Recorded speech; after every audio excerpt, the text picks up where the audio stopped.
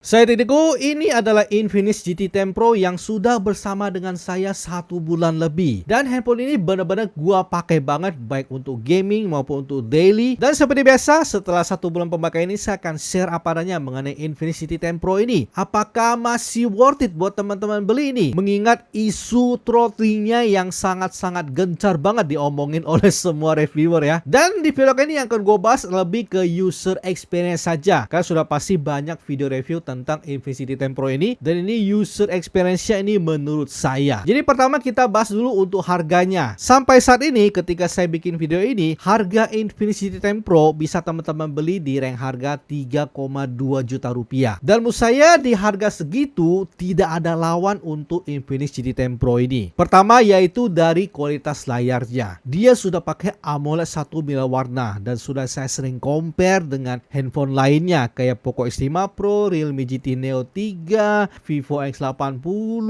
Poco F5, dan kualitas layarnya itu bagus guys. Bisa bersaing banget dengan handphone yang di atasnya. Dan memang selama saya pakai so far sangat nyaman banget untuk kualitas displaynya. AMOLED-nya itu bagus, vividnya juga dapat banget. Kalau kalian tidak suka vivid, teman-teman tinggal setting ke original color. Dan juga buat teman-teman yang suka nonton Netflix, ini sesuatu hal yang positif banget. Karena di Infinix GT 10 Pro ini dia sudah support streaming di Full HD Widefine L1. Memang dia belum bisa HDR, tapi nggak apa-apa. Yang penting kita bisa streaming di Full HD, itu sesuatu hal yang positif banget. Dan menurut saya ini kualitas multimedianya udah sangat keren banget untuk Infinix GT 10 Pro ini. Lalu kita masuk ke bagian performa. Di sini banyak banget yang komplain ya untuk Infinix GT 10 Pro ini. Tapi teman-teman harus tahu bahwa dia ini performanya kenceng banget. Dimensity 8050-nya ini memang sangat sulit ditaklukkan guys. Karena dia memang kenceng banget guys. Kalau kita lihat di Antutu itu udah mirip-mirip kayak Snapdragon 870, gimana nggak kenceng ya kan? Yang dimana kalau kita lihat skor itu udah melebihi Snapdragon 778G. Yang dimana itu tidak ada yang murah, yang paling murah itu ada di Poco X5 Pro. Tapi memang kelebihan dari Snapdragon 778G itu ya stabilitas itu memang sangat luar biasa banget, sedangkan ini memang sangat kurang banget. Dan memang selama gaming kalau dia udah agak panas langsung mengalami gejala throttling. Dan itu memang sesuatu hal yang tidak enak, karena kalau ngegame meskipun kenceng, tapi kalau throttling itu juga tidak enak ya kan. Naik turun itu nggak enak. Tapi untungnya menurut gue sih teman-teman yang udah beli handphone ini, pengen ngegame pakai handphone ini, ya saya sangat menyarankan teman-teman tinggal beli cooler saja. Harga cooler juga tidak mahal kok, cuma sekitar 200.000 juga udah dapat. Kalau teman-teman ada budget lebih ya tinggal tambah lagi 300-400.000 itu bisa mendapatkan cooler yang bagus banget. Kalau bisa beli yang thermal aja ya, karena memang meskipun dia plastik, tetap kalau teman-teman kasih yang thermal itu lumayan membantu guys, ada dingin-dinginnya. Dan selama saya streaming, teman-teman harus tahu saya sering streaming Mobile Legends 90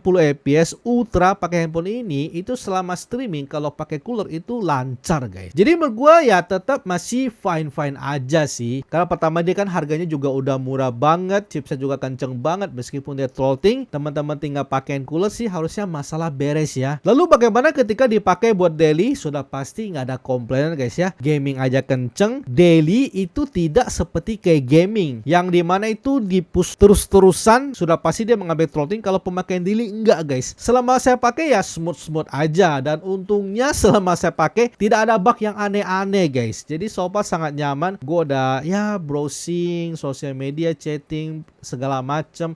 Bahkan saya sempat kayak video editing untuk bikin video short juga pakai rendering, pakai ini, pakai VN, juga masih so far sangat lancar-lancar aja. Dan yang pasti teman-teman keluhin adalah baterainya ya kan. Di sini memang baterainya cukup boros. Saya sering streaming itu dia pasti baterainya habis guys. Meskipun saya sudah colok ya ada sedikit power dari PC dan sudah pakai bypass charging, itu kisaran 3 jam itu pasti habis baterainya. Dan memang itu cukup boros. Tapi kalau untuk pemakaian daily bagaimana? Di sini selama saya tes itu rata-rata bisa tembus melebihi 20 jaman. Dengan screen on time bisa di 6 jam 40 menit. Lalu di sini screen on time bisa mencapai 6 jam. Di sini udah agak menurun mencapai 5 jam. Di sini saya campur gaming. Di sini tembus screen on time di 5 jaman tapi standby time mencapai 24 jam. Di sini screen on time 6 jam dengan standby time mencapai 24 jam. Di sini juga bisa 6 jaman dengan standby time di 21 jam. Jadi rata-rata dia tetap masih bisa kuat seharian, tergantung screen on time kalian. Dan di sini dengan rata-rata screen on time di 6 jaman itu udah tinggi banget guys. Memang tidak setinggi kayak Helio G99 yang bisa mencapai 8 sampai 9 jam ya. Tapi menurut gue ya tetap ini sehari ngecasnya sekali gitu. Yang dimana pengecasan juga udah cukup cepat. Di sini bisa kita melihat dari jam 10.36 posisi 3%, fullnya di jam 11.48. Jadi untuk pengecasannya sekitar 1 jam 15 menit. Dan kalau posisi kayak gitu harusnya nggak komplain-komplain banget lah ya. Pemakaian daily sehari ngecas sekali, ngecas juga cuma sejaman, masa masih komplain ya?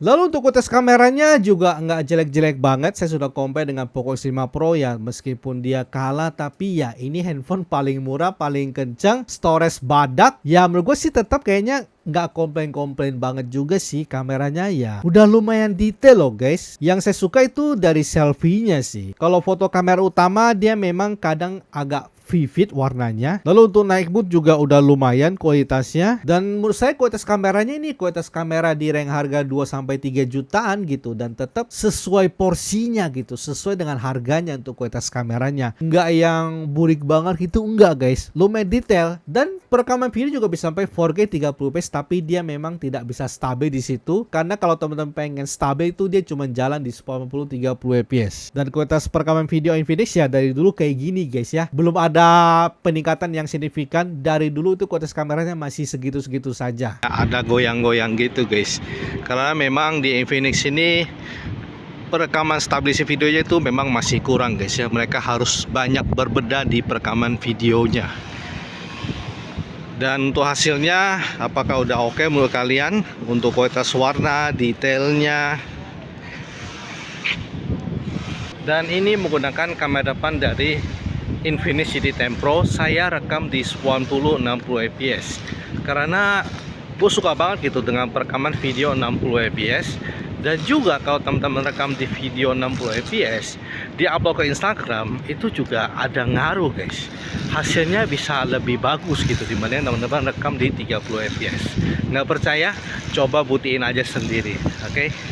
Jadi kesimpulannya Infinix GT10 Pro ini apakah masih worth it buat teman-teman beli? Ya kalau menurut saya dengan harga 3,2 juta kondisi baru dapat varian RAM 8256 ya. Tetap menurut gua masih oke-oke saja gitu. Dan gue yakin pasti teman-teman yang beli ini pasti kan incarnya buat gaming. Nah kalau buat gaming ya teman-teman kalau pengen geber FPS tinggi 90 rata kanan ya bantulah dengan cooler guys. Karena sudah tidak ada lagi guys di harga segini yang bisa kasih layar AMOLED, satu miliar warna, 8256, stereo speaker, chipset kenceng tapi harus dibantu dengan cooler, ngecasnya juga cepet banget sejaman. By the way segini saja review saya terhadap Infinix GT10 Pro ini. Terima kasih buat teman-teman yang sudah nonton video ini. Like kalau teman-teman suka video ini, share jika video ini bermanfaat. Kita akan ketemu lagi di video selanjutnya.